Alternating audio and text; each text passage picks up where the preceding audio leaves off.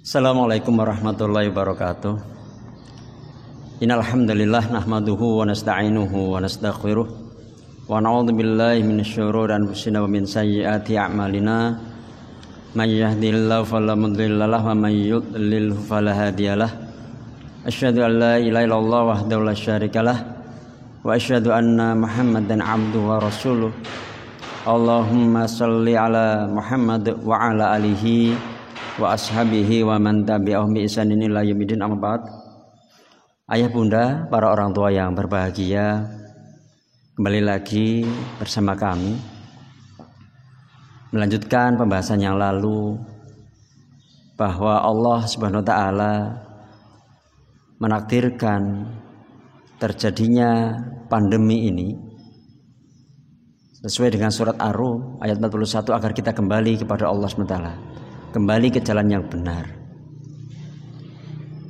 Ketika kemarin sudah dibahas bahwa kita perlu merenung, kita perlu menyadari barangkali jalan yang kita tempuh kemarin ada yang sedikit bengkok atau melenceng, dan Allah menghendaki dengan pandemi ini kita kembali lagi kepada jalan yang sebenar-benarnya, jalan untuk membersamai putra-putri kita,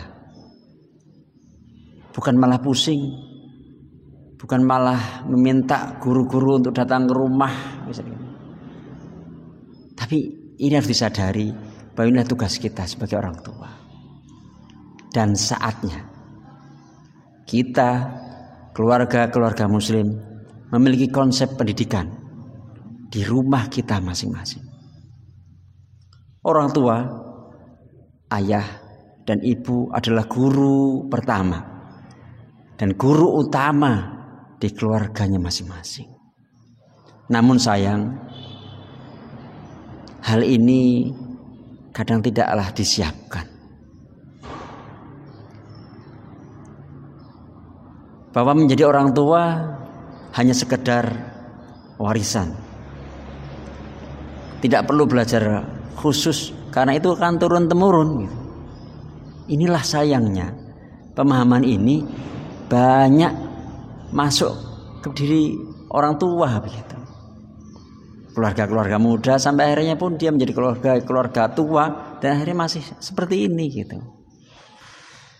Akibatnya anak-anak tidak sesuai dengan harapan. Karena orang tua tidak mendampingi. Ini harus disadari bahwa kita memiliki tugas, dan ini adalah tugas pertama ya dan utama ya. Sebagai orang tua, kita adalah guru pertama, guru utama bagi anak-anak kita. Ini harus disadari dulu. Orang tua yang berbahagia, saatnya kita bergerak, tidak selalu menjadi penonton yang hanya bisa bersorak. Kemampuan merawat, menumbuhkan, mendidik, semua aspek fitrah anak adalah bekal yang diberikan oleh Allah Subhanahu wa taala kepada kita, dan itu sudah diinstal oleh Allah Subhanahu wa taala kepada kita selaku orang tua.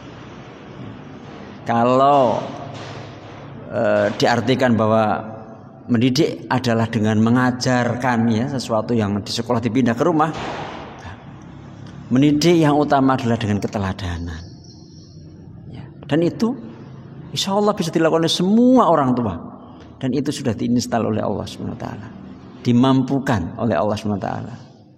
Hanya saja kita mulai abai terhadap tugas ini, lama-lama terenggut, tergerus, sehingga peran sejati sebagai ayah, peran sejati sebagai ibu mulai berangsur-angsur, pelan-pelan jauh dari kita masing-masing. Ayah bunda yang dirahmati Allah SWT, saatnya kita sebagai orang tua percaya diri ya, percaya diri ya. Karena pendidikan itu bukan mengajar. Pendidikan itu sejatinya adalah teladan. Orang tua tidak harus serba tahu untuk menjadi guru, tetapi cukup mau membersamai anak-anak untuk belajar bersama, tumbuh bersama sehingga anak-anak menjadi cinta belajar dan bernalar. Mulai dari mana? Mulai asal mau membersamai saja. Pernah terjadi datang ke kami atau ketemu gitu. Anak saya mogok begini. Coba dialog Pak. Saya nggak bisa kalau dialog sama anak. Tapi kalau ketemu sama teman-teman bisa gitu. Ini karena mulai tergerus peran sejatinya seorang ayah yang dialog sebagaimana Luqman Al-Hakim. Ya. Sebagaimana Rasulullah SAW. Gitu. Itu mulai tergerus begitu.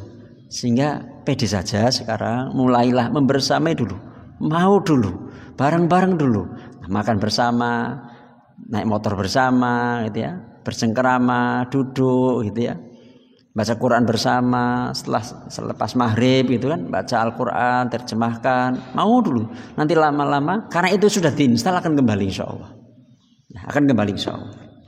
Ayah bunda yang dirahmati Allah Subhanahu Wa Taala, pendidikan di dalam keluarga adalah sebuah keniscayaan.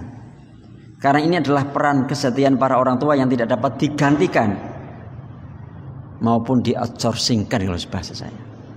Maka saya pernah nyampaikan, jangan-jangan nanti ketika kita meninggal, nanti nggak ada tuh yang mengurus kita, ya, memandikan kita, menyolatkan kita. Karena anak-anak nggak tahu, tidak pernah terdidik untuk itu. Karena kita pun sejak awal kita telah mengoutsourcingkan pendidikan anak kita kepada orang lain. Manakala kita nanti di akhir hayat, kita meninggal, kan anak-anak kita pun akhirnya akan mengoutsourcingkan pengurusan jenazah kita kepada orang lain juga. Jadi ini adalah tugas kita. Menjalani peran sejati ini sudah ada insya Allah di lubuk hati. Sudah. Insya Allah. Jalani saja. Bersamai ya, dengan tulus, dengan ikhlas, dengan bahagia, dengan senang, insyaallah. Ya. Guru sejati adalah ia yang mau mendidik diri sendiri sebelum mendidik orang lain. Guru sejati ia adalah yang mau mengajar dengan teladan, bukan dengan kata-kata.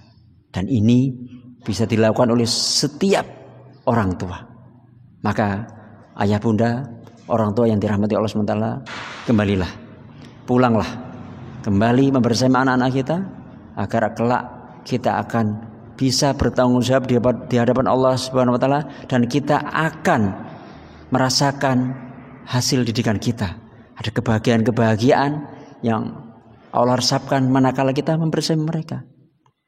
Sebagai penutup, manakala kita setelah menjalankan sholat duhur, setelah pulang sholat duhur, Allah takdirkan kita meninggal, maka sholat asar berikutnya, maghrib berikutnya, isya berikutnya, dan seterusnya berhenti, kita tidak dapat pahala.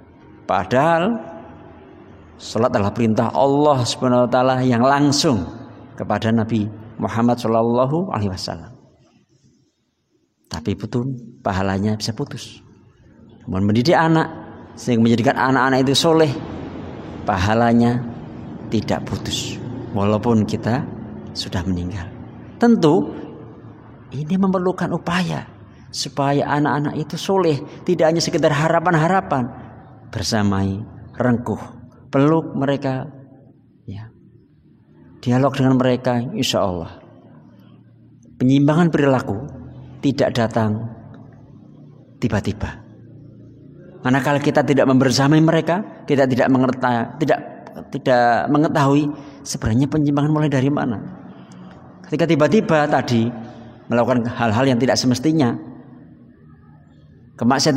kemaksiatan, kalau kita sudah menyadari, kalau kita membersamai, ketika kita dialog kepada mereka, ketika kita membersamai mereka, dialog, bersengkerama, ya, mendengarkan cerita mereka, kita tahu ternyata ada persoalan yang telah terjadi di anak-anak kita dan kita pun akhirnya membersamai mereka.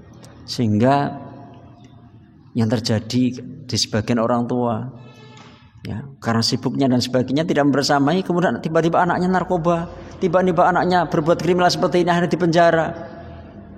Dan itu kami menemui yang seperti itu. Karena orang tua yang terlalu sibuk mengejar dunia, sementara dunia yang sangat berharga, harta yang sangat berharga, yaitu anak-anak terabaikan.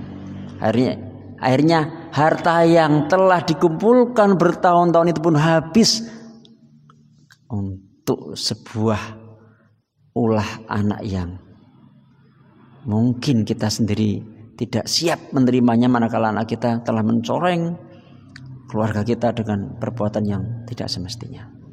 Sebelum terlambat, kembali Allah telah menyadarkan ini, menyampaikan ini dalam surat Ar-Rum ayat 41, agar kita kembali kepada Allah SWT, kembali kepada jalan benar bersama, berikan teladan pada anak-anak kita. Mudah-mudahan yang singkat ini bermanfaat. Kita akhiri. Assalamualaikum warahmatullahi wabarakatuh.